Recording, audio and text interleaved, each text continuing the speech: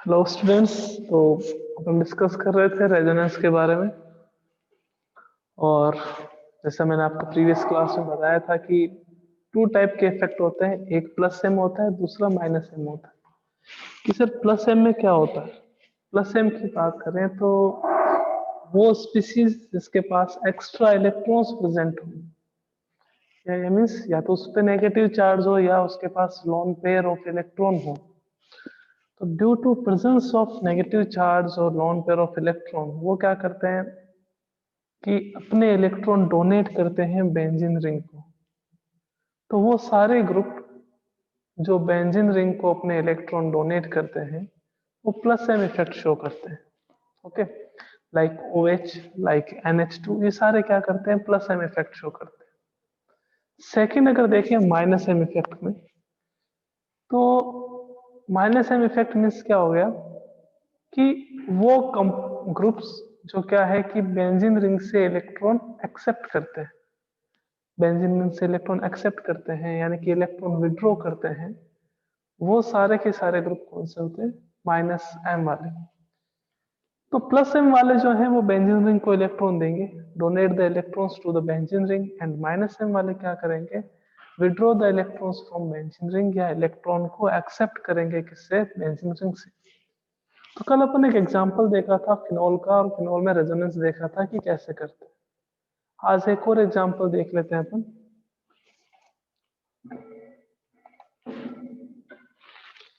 पहले एक plus M का देख लेते हैं, फिर अपन एक माइनस एम का देख लेंगे ना।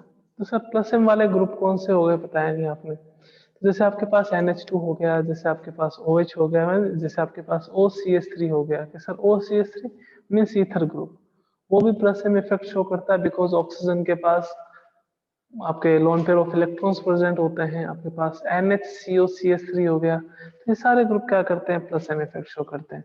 हेलोजेंस भी होते हैं बट इनका प्लस एम इफेक्ट बहुत वीक और माइनस आई इफेक्ट क्या रहता है? ज्यादा रहता है। तो देखिएगा एक और एग्जांपल देखते हैं अपन। बात करते हैं एनिलीन पे।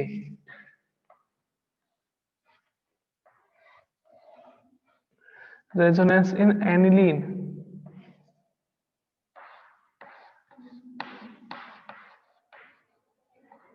यहाँ पे lone pair of electron nitrogen, इसको अपन क्या कहते हैं? कॉमन नेम इसका एनिलीन है। एनिलीन में रेजोनेंस करना है और नीचे थोड़ा सा ओपन स्ट्रक्चर बना लेते हैं इसकी, कि that carbon carbon carbon carbon double bond and double bond. Okay, hydrogen hydrogen hydrogen hydrogen and hydrogen. यहाँ पे कौन सा ग्रुप? NH2 group. सबसे पहले कंडीशन देखनी है कि रेजोनेंस प्रेजेंट होगा या नहीं होगा। तो वो अगर देखते हैं तो आपके पास देखो double bond single bond lone pair of electrons present है। Double bond single bond lone pair of electron present है, मींस रेजोनेंस तो होगा। अब पाई इलेक्ट्रॉन्स किस ओर मूव करते हैं, कहाँ जाएंगे पाई इलेक्ट्रॉन्स? तो कंडीशन थी अपने पास कि double bond single bond LP present हो, यानी कि loan pair of electron present हो। तो इस कंडीशन में loan pair of electron always move करते हैं पाई इलेक्ट्रॉन्स की ओर। तो पाई इलेक्ट्रॉन्स की ओर मूव करते हैं तो देखिएगा कि जैसे ये इलेक्ट्रॉन्स जो है वो यहाँ आएंगे। कि सर इस डायरेक्शन में ही क्यों आए? बिकॉज इस डायरेक्शन में ही आपके पास क्या है? Pi bond. यहाँ पे तो ओनली कौन सा बॉन्ड है? Sigma bond. तो जैसे ही लोन पेयर ऑफ इलेक्ट्रॉन यहाँ आएंगे, है तो सारा वो फिनोल जैसा ही, बट किसी किसी को अगर फिनोल वाला समझ नहीं आया अच्छे से तो एक बार अपन और देख लेते हैं। तो यहाँ पे क्या आ जाएगा आपके पास? डबल बॉन्ड, और नाइट्रोजन के ऊपर कौन सा चार्ज आ जाएगा? Positive charge. यहाँ डबल बॉन्ड आने से हुआ क्या? ये जो कार्बन एटम है, इस कार्बन एटम की वैलेंसी 5 हो गई। सर कैसे? 1 2 3 4 एंड 5। और कार्बन जो है उसकी मैक्सिमम वैलेंसी अपने को पता है कितनी होती है? कि सर कार्बन की मैक्सिमम वैलेंसी होती है 4। तो यहाँ पे ये अपनी मैक्सिमम लिमिट से वैलेंसी शो कर रहा है, जो पॉसिबल नहीं है। पॉसिबल नहीं है तो क्या होगा दैट ये आपके पास जो बॉन्ड के इलेक्ट्रॉन है वो कहाँ आ जाएंगे, कार्बन के पास आ जाएंगे। यानी कि इसके खुद के तो इलेक्ट्रॉन रहेंगे कोवेलेंट बॉन्ड के, बट जो इस कार्बन के इलेक्ट्रॉन है वो क्या आ जाएंगे, इस कार्बन के पास आ जाएंगे। तो इस कारण से इस कार्बन पे कौन सा चार्ज आ जाएगा, इस कार्बन पे नेगेटिव चार्ज आ जाएगा। तो ऊपर अगर स्ट्रक्चर को देखें तो अपन इलेक्ट्रॉन्स की मूवमेंट को शो करेंगे। ये यहाँ पे लोन पेयर ऑफ इलेक्ट्रॉन और ये यहाँ पे बॉन्डेड इलेक्ट्रॉन। तो आपके पास नेक्स्ट स्ट्रक्चर क्या रहेगी, डबल बॉन्ड NH2 प्लस, यहाँ negative charge, double bond and double bond. ये स्ट्रक्चर आ गया एज इट इज। अब देखिएगा नेक्स्ट स्ट्रक्चर की बात करें तो अपने पास क्या क्या है, double bond single bond negative charge. इसका भी अपन ने डिस्कस करा था कि when we have double bond single bond and negative charge in alternative order, when we have double bond single bond negative charge in alternative order, then in this condition the electrons of negative charge move towards the pi electrons. The electrons of negative charge move towards the pi electrons. तो ये pi electron sorry ये negative charge के electrons pi electrons पर आएंगे, pi electrons की ओर आएंगे, towards pi electrons आएंगे। तो क्या होगा देखिएगा, इस कार्बन और इस कार्बन के बीच में डबल बॉन्ड का फॉर्मेशन हो जाएगा। डबल बॉन्ड का फॉर्मेशन हो गया तो यहाँ पे इस कार्बन की बात करें तो टोटल वैलेंसी कितनी होगी इसकी, 1 2 3 4 एंड 5। और कार्बन की मैक्सिमम वैलेंसी कितनी रहती है, the maximum valency of carbon is 4। तो जो इलेक्ट्रॉन है इस कार्बन के तो इलेक्ट्रॉन जैसे ये रहे, इस कार्बन के जो इलेक्ट्रॉन है वो कहाँ मूव करेंगे, वो इस कार्बन पे मूव करेंगे। तो उससे क्या होगा, उससे आपके पास इस कार्बन पे नेगेटिव चार्ज प्रेजेंट होगा। इस कार्बन पे कौन सा चार्ज आ जाएगा, नेगेटिव चार्ज। जैसे ये इलेक्ट्रॉन्स यहाँ आएंगे और डबल बॉन्ड का फॉर्मेशन करेंगे, ये इसके इलेक्ट्रॉन यहाँ चले जाएंगे। तो इससे क्या होगा, आपके पास नेक्स्ट रेजोनेटिंग स्ट्रक्चर का फॉर्मेशन होगा। और नेक्स्ट रेजोनेटिंग स्ट्रक्चर आपके पास क्या होगी, डबल बॉन्ड NH2 प्लस, यहाँ डबल बॉन्ड, यहाँ डबल बॉन्ड और यहाँ नेगेटिव चार्ज। नेक्स्ट देखिएगा negative charge single bond double bond, alternative order में है। Negative charge single bond double bond alternative order में। तो अभी बताया था कि when the negative charge single bond and double bond are present in alternating order, then the electrons of negative charge move towards the pi electrons. तो ये electrons negative charge वाले हैं वो यहाँ जाएंगे, यहाँ जाएंगे तो क्या होगा आपके पास, इस कार्बन पे डबल बॉन्ड का फॉर्मेशन हो जाएगा। अब डबल बॉन्ड का फॉर्मेशन इस कार्बन पे हो जाएगा तो आपके पास क्या रहेगा कि इस कार्बन की जो वैलेंसी है, सॉरी इस कार्बन की जो वैलेंसी है वो कितनी हो जाएगी, 5, 1 2 3 4 एंड 5। ये क्या करेगा, अपने इलेक्ट्रॉन्स को आगे शिफ्ट कर देगा, अपने इलेक्ट्रॉन्स को आगे शिफ्ट कर देगा। तो आगे शिफ्ट कर देगा तो इस कार्बन पे कौन सा चार्ज आ जाएगा आपके पास, नेगेटिव चार्ज। ये इलेक्ट्रॉन्स है ये यहाँ आएंगे और पाई इलेक्ट्रॉन्स नेक्स्ट पे जाएंगे।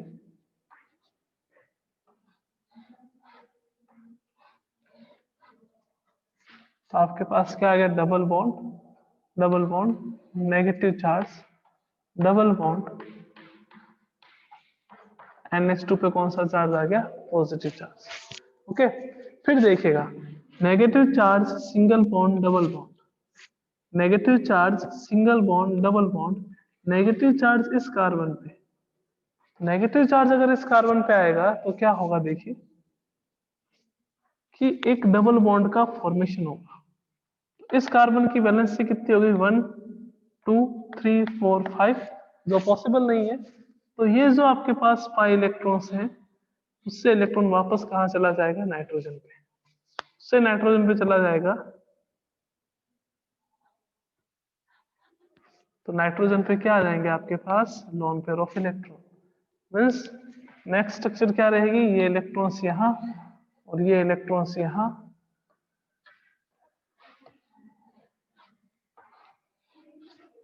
Double bond double bond double bond NH2 पे लोन पेयर ऑफ इलेक्ट्रॉन। ये रेजोनेंस कंप्लीट हो गई। ये रेजोनेंस जो एनिलीन लिया था अपन ने, एनिलीन में कंप्लीट हो गया। मैंने पूरा रेजोनेंस इस स्ट्रक्चर को बेस लेके थोड़ा सा स्ट्रक्चर को ओपन करके आपको एक्सप्लेन करा है। अब देखिएगा, कल भी मैंने एक इंपॉर्टेंट बात बताई थी कि आपके पास अगर बेंजीन हो, ये बेंजीन है, इस पे कोई ग्रुप है Z, जैसे अभी NH2 है, कल OH था। यहाँ पे क्या हो रहा है कि मैंने कहा ये दोनों जो पोजीशन है, इन दोनों पोजीशन को आप कौन सी पोजीशन कहते हैं? These are known as ortho position. इस पोजीशन को कौन सी पोजीशन कहते हैं? Meta position. और इसे कौन सी पोजीशन कहते हैं? Para position. ये Z ग्रुप है, इसके जस्ट अपोजिट में आपके पास जो पोजीशन होगी वो पैरा पोजीशन। ये दो साइड वाली जो है वो ऑर्थो पोजीशन, ये साइड दो वाली जो आपके पास मेटा पोजीशन। अब यहाँ अपन देखेंगे कि नेगेटिव चार्ज कहाँ कहाँ आया है। नेगेटिव चार्ज ऑर्थो पे आया है, नेगेटिव चार्ज पैरा पे आया है, और नेगेटिव चार्ज ऑर्थो पे आया है। यानी कि मेटा पोजीशन पे जो एम इफेक्ट है वो क्या होता है? जी। मेटा पोजीशन पे कोई भी ग्रुप बॉन्डेड हो वो रेजोनेंस शो नहीं करता है, उसका एम इफेक्ट ऑलवेज क्या रहता है? जीरो रहता है। कोई भी ग्रुप प्रेजेंट हो, चाहे प्लस एम वाला आ जाए चाहे माइनस एम वाला आ जाए, तो सर मेटा पोजीशन पे कौन सा इफेक्ट शो करेगा? मेटा पोजीशन पे ओनली आई इफेक्ट शो करेगा। माइनस आई शो और प्लस आई भी शो कर सकता है, या फिर हाइपर कॉन्जुगेशन भी शो कर सकता है। रेजोनेंस कभी भी शो नहीं करेगा। ओके,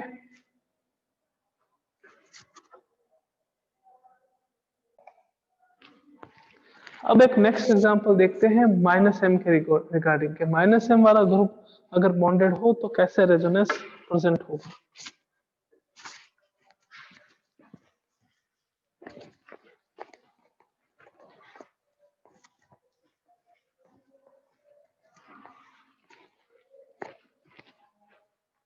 कि सर होता कौन सा है माइनस एम वाला ग्रुप? तो देखिएगा,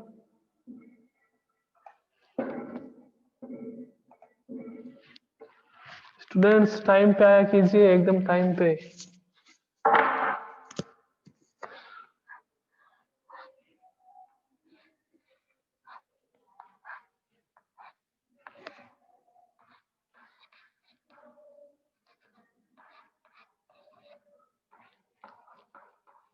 COOH ग्रुप, इसको अपन क्या कहते हैं? Carboxylic acid group, benzoic acid कह देते हैं इसको ना।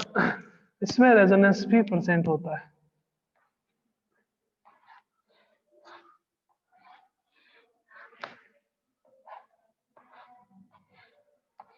सी, देखिएगा, कार्बन और ऑक्सीजन, इसमें से इलेक्ट्रोनेगेटिविटी किसकी ज्यादा? कि सर इलेक्ट्रोनेगेटिविटी ऑक्सीजन की ज्यादा। तो ऑक्सीजन पे कौन सा चार्ज आएगा? ऑक्सीजन पे आएगा नेगेटिव चार्ज, और कार्बन पे कौन सा आएगा? Positive charge. ऑक्सीजन पे नेगेटिव चार्ज, और ऊपर आपके पास क्या आ गया? OH। ये मैंने आपको स्ट्रक्चर बना दी है ना। अब आप जो है ये मैंने आपको स्ट्रक्चर बना दी कि कार्बोक्सिलिक एसिड की बात करें या बेंजोइक एसिड जिसको कहते हैं, इसमें कार्बन और ऑक्सीजन, कार्बन और ऑक्सीजन में से electronegativity of oxygen is greater than the electronegativity of carbon.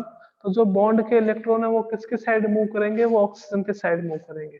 और ऑक्सीजन पे कौन सा चार्ज आएगा? ऑक्सीजन पे नेगेटिव चार्ज, और कार्बन पे कौन सा चार्ज आएगा? कार्बन पे पॉजिटिव चार्ज आएगा। ऑक्सीजन पे नेगेटिव और कार्बन पे पॉजिटिव चार्ज आएगा। Let's see resonating structure of the carbobenzoic acid. मैंने कहा कार्बन और ऑक्सीजन में से ऑक्सीजन की इलेक्ट्रोनेगेटिविटी ज्यादा होती है, तो बॉन्ड के इलेक्ट्रॉन कहाँ आएंगे? ऑक्सीजन पे। और कार्बन पे कौन सा चार्ज आ गया ना? कार्बन पे पॉजिटिव चार्ज। अब देखिएगा, double bond, single bond, positive charge, जो पहले कंडीशन थी अपने पास, वो कंडीशन क्या थी? जो पहले कंडीशन थी वो कंडीशन क्या थी? जो पहले कंडीशन थी तो उस कंडीशन में आपके पास ऑक्सीजन के ऊपर तो पॉजिटिव चार्ज आ रहा था, क्यों आ रहा था? क्योंकि लोन पेयर ऑफ इलेक्ट्रॉन वो डोनेट कर रहा था, इसके कारण से। और कार्बन के ऊपर कौन सा चार्ज आ रहा था? कि कार्बन के ऊपर सर नेगेटिव चार्ज आ रहा था। यहाँ देखिए, double bond single bond positive charge, if double bond single bond positive charge are present in alternative order, उसमें क्या था? Double bond single bond lone pair, उसमें double bond single bond lone pairs are present in alternative order. In that condition lone pair of electron move towards pi electron और double bond.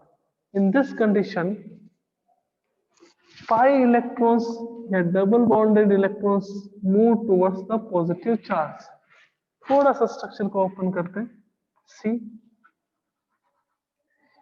C O minus plus O H, C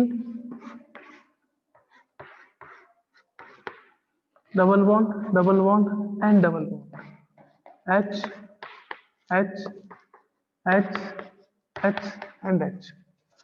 double bond single bond positive charge, अगर double bond single bond positive charge alternative order में है तो pi electrons move towards the positive charge, pi electrons positive charge की तरफ move करेगा तो क्या होगा देखिएगा,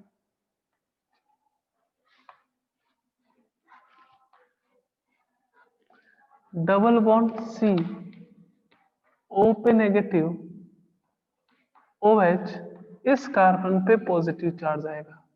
कि सर क्यों आएगा पॉजिटिव चार्ज? देखिएगा, मैंने कहा ये दोनों जो है वो बॉन्ड का फॉर्मेशन कर रहे हैं, इसका भी इलेक्ट्रॉन इसका भी इलेक्ट्रॉन, तो इसका इलेक्ट्रॉन तो वापस इसके साथ बॉन्ड का फॉर्मेशन करेगा, यहाँ बॉन्ड के फॉर्मेशन के लिए इस कार्बन का इलेक्ट्रॉन चला जाएगा। इस कार्बन पे कौन सा चार्ज आ गया? पॉजिटिव, सिंगल बॉन्ड, फिर आपके पास क्या आ गया? Double bond. तो single positive charge single bond double bond alternating order में है, ये फिर इलेक्ट्रॉन्स मूव करेंगे, ये इलेक्ट्रॉन्स मूव करेंगे तो देखिएगा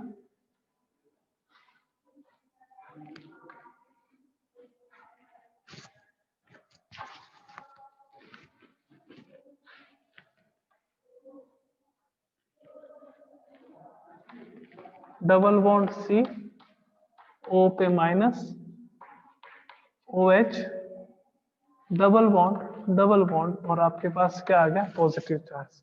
कि सर कैसे आया? तो देखिएगा इस स्ट्रक्चर को,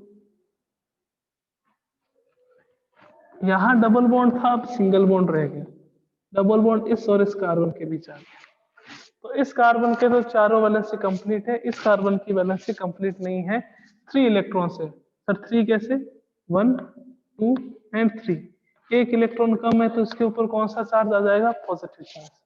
फिर double bond single bond positive charge, non positive charge की तरफ यानी कि towards positive charge pi electrons move करते हैं, पाई इलेक्ट्रॉन्स मूव करते हैं तो आपके पास स्ट्रक्चर क्या आ जाएगी? आपके पास स्ट्रक्चर आ जाएगी कि डबल बॉन्ड का फॉर्मेशन यहाँ, यहाँ कौन सा बॉन्ड आ गया? सिंगल बॉन्ड, और इस कार्बन के ऊपर कौन सा चार्ज आ गया आपके पास? Positive charge. इस कार्बन पे कौन सा आ गया? Positive charge. अब क्या होगा next? Positive charge single bond double bond, ये इलेक्ट्रॉन्स यहाँ मूव करेंगे, यहाँ मूव करेगा तो आपके पास क्या आएगा?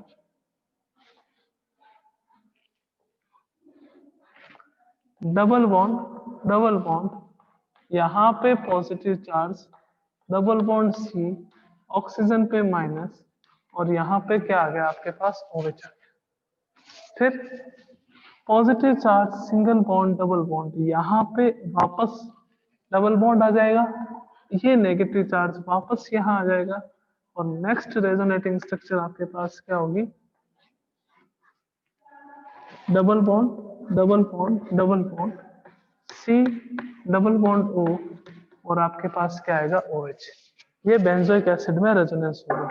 This is the resonance in benzoic acid. अपने को पहले इससे जस्ट रिवर्स डायरेक्शन में चार्ज घूम रहा था, वहां पे नेगेटिव चार्ज था, यहाँ पे पॉजिटिव चार्ज। एक इंपॉर्टेंट पॉइंट और यहाँ पे क्या पता कि वहां पे भी नेगेटिव चार्ज जो है वो ऑर्थो या पैरा पोजीशन पे था, और यहाँ पे पॉजिटिव चार्ज जो है वो ऑर्थो एंड पैरा पोजीशन पे है। तो मीन्स कि एन इफेक्ट कभी मेटा पोजीशन पे नहीं लगता है। मेटा पोजीशन पे एम इफेक्ट जो है वो आपके पास क्या रहता है, 0 रहता है। ये बेंजोइक एसिड में रेजोनेंस हो गया, इसका रेजोनेटिंग हाइब्रिड। ठीक है, तो ये रेजोनेंस हो गया। अब कैसे करते हैं वो आपको पता चल गया है कि प्लस एम वाला हो तो वो इलेक्ट्रॉन डोनेट करेगा, और माइनस एम वाला हो तो वो इलेक्ट्रॉन क्या करेगा, एक्सेप्ट करेगा। ठीक है, कि जैसे नाइट्रोबेंजीन आ गया, बेंजल्डिहाइड आ गया, ठीक है, एसिड का कोई भी डेरिवेटिव आ गया, जैसे कोई एस्टर आ गया, कीटोन आ गया, तो उसमें रेजोनेंस कैसे होता है आप आराम से इजीली कर सकते हो ना।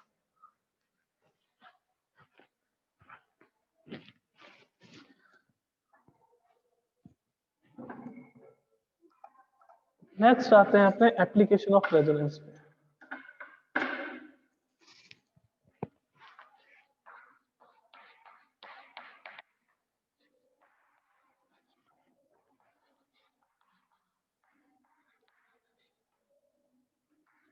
एप्लीकेशन ऑफ रेजोनेंस, जो एप्लीकेशन आई इफेक्ट में थी वो ही एप्लीकेशन आपके पास रेजोनेंस में है। कौन कौन सी सर, देखिएगा फर्स्ट आपके पास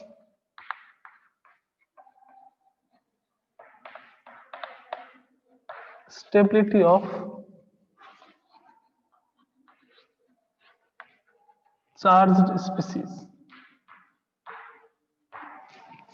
स्टेबिलिटी ऑफ चार्ज्ड स्पीसीज कैसे,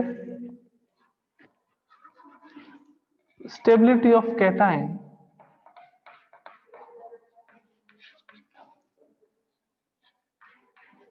is directly proportional to the plus m effect and inversely proportional to the minus m effect, and the stability of anion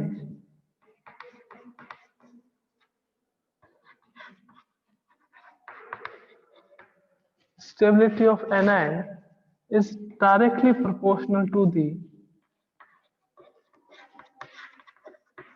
minus m effect and inversely proportional to the plus m effect. Stability of cation plus m के directly proportion, stability of anion minus m के directly proportion. वहां अपन ने क्या देखा था, that stability of cation is directly proportional to the plus I effect and stability of anion is directly proportional to the minus I effect। यहाँ पे अपन क्या देखेंगे, that stability of cation is directly proportional to the plus m effect and the stability of anion is directly proportional to the minus m effect। Second application क्या आती है,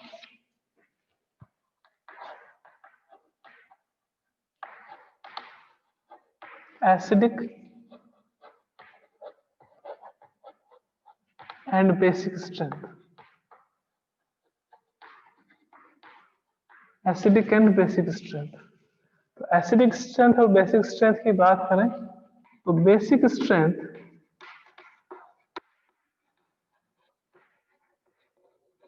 is directly proportional to the plus m effect and inversely proportional to the minus m effect। Acidic strength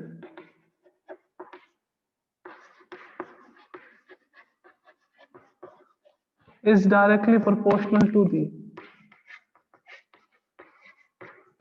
minus m effect and inversely proportional to the plus m effect। तो sir वही है, ये तो सारा आपने बताया था कि that acidic strength minus I effect के directly proportion, basic strength plus I effect के डायरेक्टली प्रोपोर्शन। हाँ सारा वही है, बट आपको आइडेंटिफाई करना है कि कौन सा इफेक्ट ज्यादा होगा। कैसे सर, कि जैसे मान लीजिए कि कोई ग्रुप है, वो ग्रुप प्लस एम और प्लस साइड दोनों इफेक्ट शो करता है, या फिर कहते हैं कि माइनस एम या माइनस आई इफेक्ट दोनों शो करता है वो ग्रुप, तो उसका माइनस एम इफेक्ट जो है वो ज्यादा इफेक्टिव होगा in compare to minus I effect. उसका माइनस एम इफेक्ट ज्यादा स्ट्रॉन्ग होगा in compare to minus I effect. जो मेसोमेरिक इफेक्ट है, जो रेजोनेंस वाला इफेक्ट है, जो एम इफेक्ट है, वो आई इफेक्ट के कंपैरिजन में ज्यादा स्ट्रॉन्ग होता है। कि मीन्स सर ये होगा कि अगर कोई कंपाउंड प्लस आई शो करता हो और प्लस एम शो करता हो, या माइनस आई शो करता हो माइनस एम शो करता हो, तो अपने को वहां दोनों इफेक्ट देखने हैं, माइनस एम भी देखना है माइनस आई भी देखना है। अब कहीं आ गया कि कोई माइनस आई शो कर रहा है और या यहाँ पे प्लस एम शो कर रहा है ना, तो माइनस आई और प्लस एम शो कर रहा है तो अपन एम इफेक्ट पे जाएंगे। आपको माइनस एम और माइनस आई देखना है तो माइनस एम इफेक्ट पे जाएंगे, क्योंकि मेसोमेरिक इफेक्ट जो है वो इंडक्टिव इफेक्ट से ज्यादा स्ट्रॉन्ग होता है। तो इसके एप्लीकेशन की बात करें जनरली तो आपको बहुत सिंपल लग रही होगी, that stability of cation is directly proportional to the plus M effect, कि जितना ज्यादा प्लस एम शो करेगा कोई भी ग्रुप, उतना ज्यादा आपके पास उसके कैटायन की स्टेबिलिटी हो जाएगी। या फिर stability of anion is directly proportional to the minus I effect, या basic strength is directly proportional to the plus M effect, acidic strength is directly proportional to the minus effect. ये application है, but in application पे कैसे examples आते हैं, जैसे question अपन करते हैं ना, मेरे पास जो क्वेश्चन हैं जो एग्जाम्पल्स हैं वो थोड़ा सा समझने लायक है। वो अगर नहीं समझेंगे ना तो फिर प्रॉब्लम क्रिएट होने लग जाएगी, यानी कि वो अगर नहीं समझेंगे तो अभी तक का जो रेजोनेंस में इतना अच्छा सा आपने अटेंशन दिया है ना, इतना अच्छे से आपने समझा है, तो वो सारा खराब हो जाएगा। क्वेश्चंस कैसे अटेंड करते हैं रेजोनेंस के, क्वेश्चंस कैसे अटेंड करते हैं मेसोमेरिक इफेक्ट के, वो अपने को अच्छे से पता होना चाहिए। वो आएंगे तो कोई दिक्कत नहीं होगी। कि सर जैसे कि एकदम इजी वाला क्वेश्चन ले लेते हैं अपन,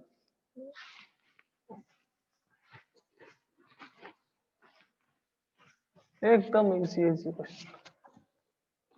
मैंने कह दिया कि मेरे पास ये दो चार्ज स्पीशीज हैं, यहाँ पे कैटायन है और यहाँ पे मेरे पास